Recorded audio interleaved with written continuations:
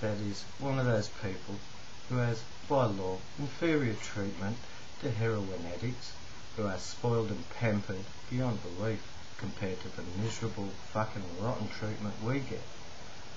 And that our police force is negligent. I mean, it's just amazing how they've managed to bring out this police pseudo-watch, allegedly to stop people like me getting drugs. So if I can't buy some pseudoephedrine from the chemist, which will hold me, I'm going to have to buy $500 a gram ice off the police force. What a fucking con. These people either don't know about drugs and therefore should be banned from having any input or involvement with the people that are taking them, or they do know about drugs and therefore they should be charged with war crimes in relation to the drug war that they declared on us harmless, law-abiding citizens. Law-abiding citizens forced to lead lives of crime because of their manipulation of the amphetamine price by making it illegal. Were it a legal product, you could buy it for probably $5 a gram. You'd probably only buy a couple of grams a week and be right.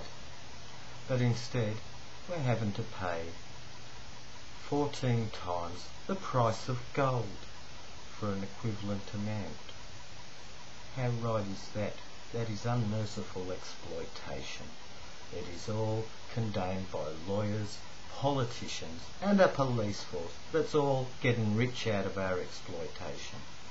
If you took an honest look at the drug problem in this society, there wouldn't be one if we could get the drugs we need. Instead, we are tortured and forced into lives of crime through having to recruit more people into drug taking or dealing drugs, or we're forced to steal or prostitute ourselves. This is piss weak in a supposedly civilised society.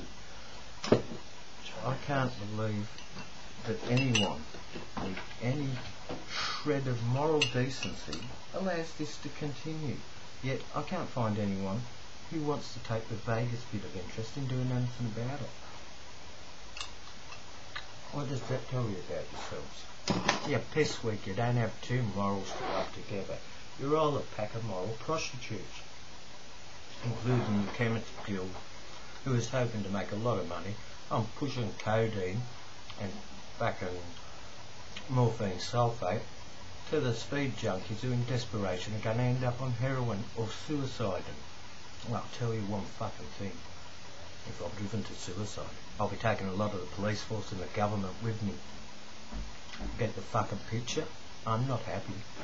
My right to do what I want with my own mind has been stolen from me in the dim dark recesses of the past by a pack of lying lawyers who know full well and have always known that their drug laws are not legal.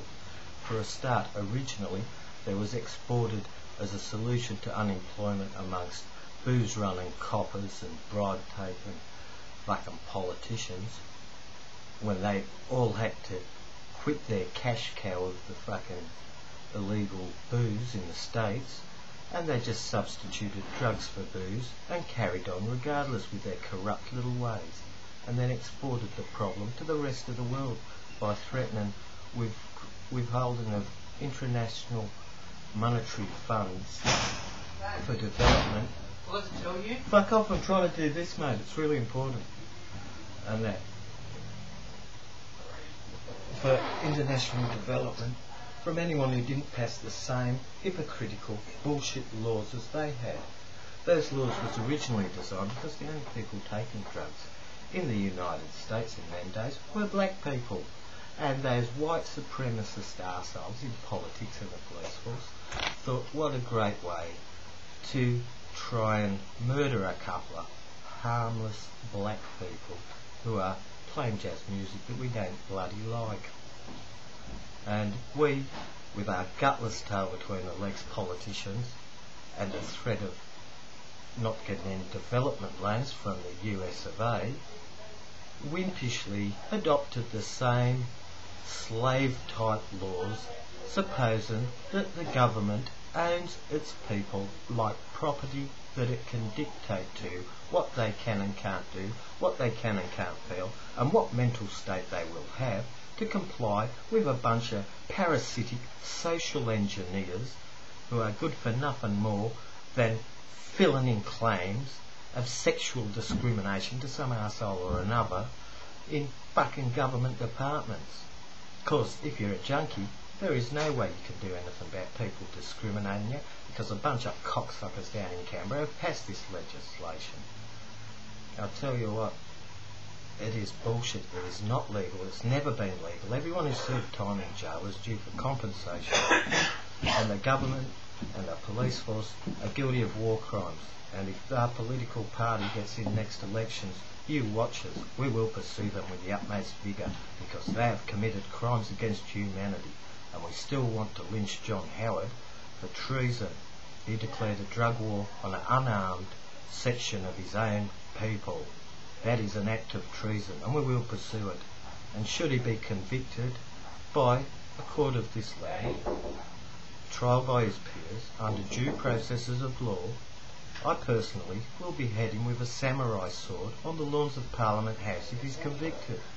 And I hope that's going to be a warning for all these lying doctors that make up propaganda films on what ice or amphetamine does to you, and fucking governments that pass hideous heroin pushing legislation on behalf of the police force.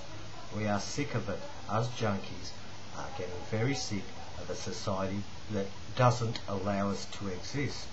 And if they're going to keep it up, there will be no society, because we have absolutely nothing to lose, and you made it that way. You have been warned.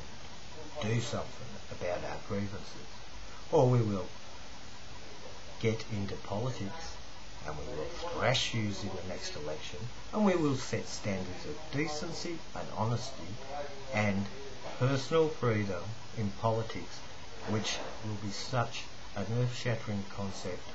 We will have global government within about 5 years after that, because everyone will take us for a role model. There is no rules you scumming, crappy lawyers can pull on people like us who've been exploited every way possible. So if we have a government, no one will get away with nothing. Good day.